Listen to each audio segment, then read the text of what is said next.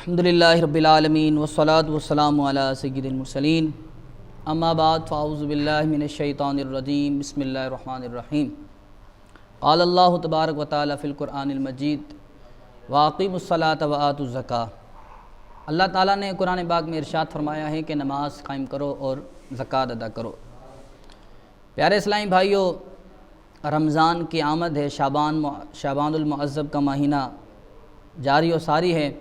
اس میں کئی حضرات زکوٰۃ نکالتے ہیں، رمضان میں بھی زکوٰۃ نکالتے ہیں، اور زکوٰۃ نکالنا صاحب نصاب پر یہ فرض بھی ہوتا ہے، اور کافی ایسے دیکھے گئے ہیں جو اپنے مال کی زکوٰۃ ادا نہیں کرتے۔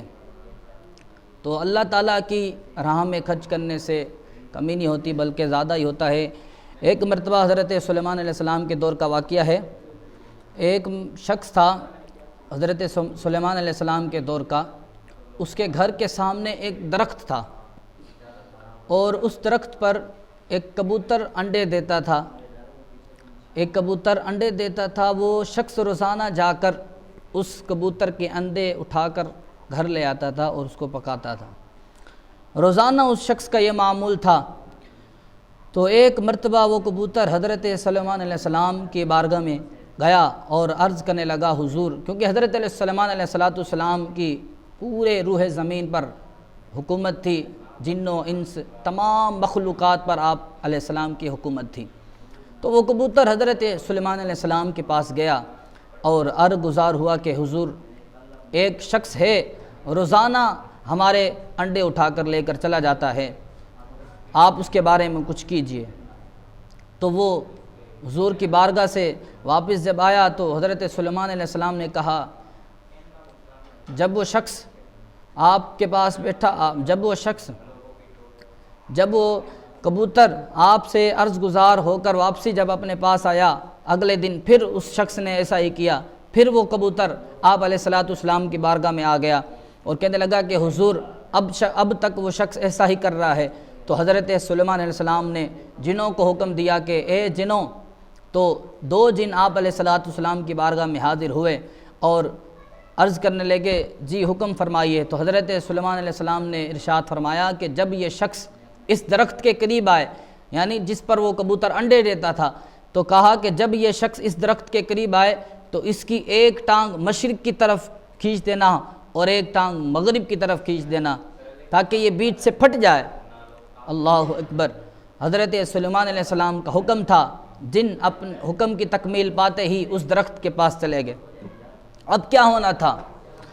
اب وہ شخص جب اگلے دن انڈے لینے کی غرض سے اس درخت کے پاس گیا تو وہ درخت پر چڑھنے ہی والا تھا کہ اچانک اس کے گھر پر کوئی سائل آ گیا، کوئی خیرات مانگنے والا آ گیا۔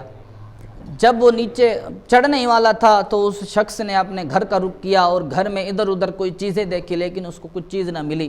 بیوی سے پوچھا، بیوی نے بھی کہا کہ کچھ بھی چیز موجود نہیں ہے، لیکن ڈھونڈنے کے بعد اس کو ایک روٹی کا ٹکڑا مل گیا۔ روٹی کا ٹکڑا ملا اور اس نے وہ روٹی کا ٹکڑا اس فقیر کو دے دیا جو اس کے گھر پر آیا ہوا تھا۔ اب وہ روٹی کا ٹکڑا دے کر پھر اس درخت کے پاس چلا گیا، انڈے اٹھا کر پھر آ گیا۔ اللہ اکبر! یہ کیا معاملہ تھا کہ حضرت سلیمان علیہ السلام نے تو جنوں کو حکم دیا تھا کہ جب وہ شخص اس درخت کے پاس آئے تو اس کو بیچ سے چیر دینا، لیکن معاملہ کچھ یوں ہوا۔ وہی کبوتر حضرت سلیمان علیہ السلام کی بارگاہ میں پھر چلا گیا، کہنے لگا، حضور، آپ نے تو یہ کہا تھا کہ میں نے ابھی جنوں کو حکم دے دیا ہے، لیکن آپ کے حکم کی تکمیل تو نہیں ہوئی۔ اللہ اکبر! حضرت سلیمان علیہ السلام جلال میں آئے اور جنوں کو حکم دیا کہ میرے پاس آؤ۔ جب وہ جن آئے تو کہنے لگے کہ آپ کو میں نے حکم دیا تھا کہ جب یہ شخص اس درخت کے پاس آئے تو اس کو بیچ سے چیر دینا، لیکن آپ نے میرے حکم کی تکمیل کیوں نہیں کی؟ وہ جنہوں نے کہا کہ حضور، معاملہ کچھ یوں ہوا کہ جب یہ شخص اس درخت کے پاس آنے لگا تو اس کے گھر پر کوئی سائل آیا، کوئی فقیر آیا، تو اس شخص نے یہ صدقہ دیا تھا، خیرات کی تھی، تو اللہ تعالیٰ نے فرشتے نازل فرما دیے، فرشتے بھیج دیے۔ انہوں نے کیا کیا کہ ایک کو مشرق کی طرف پھینک دیا، ہم میں سے ایک کو مغرب کی طرف پھینک دیا۔ اب پیارے اسلامی بھائی ذرا غور کیجئے، یہ صدقہ دینے کی برکتیں ہیں جو فرض نہیں ہیں، لیکن جو فرض ہے اللہ تعالیٰ ان میں کتنی برکتیں عطا فرمائے گا۔ جو اپنے مال کی زکوٰۃ ادا نہیں کرتا، قیامت کے دن اس کا مال اس کے گلے میں توق بن کر کہے گا کہ میں تیرا مال ہوں، میں تیرا مال ہوں۔ تو جتنا ہو سکے اللہ تعالیٰ کی راہ میں صدقہ بھی دینا چاہیے، خیرات بھی کرنے چاہیے، اور جس پر زکوٰۃ فرض ہے اس کو زکوٰۃ بھی دینی چاہیے۔ اللہ تعالیٰ سے دعا ہے جو سنا اس پر عمل کی توفیق عطا فرمائے۔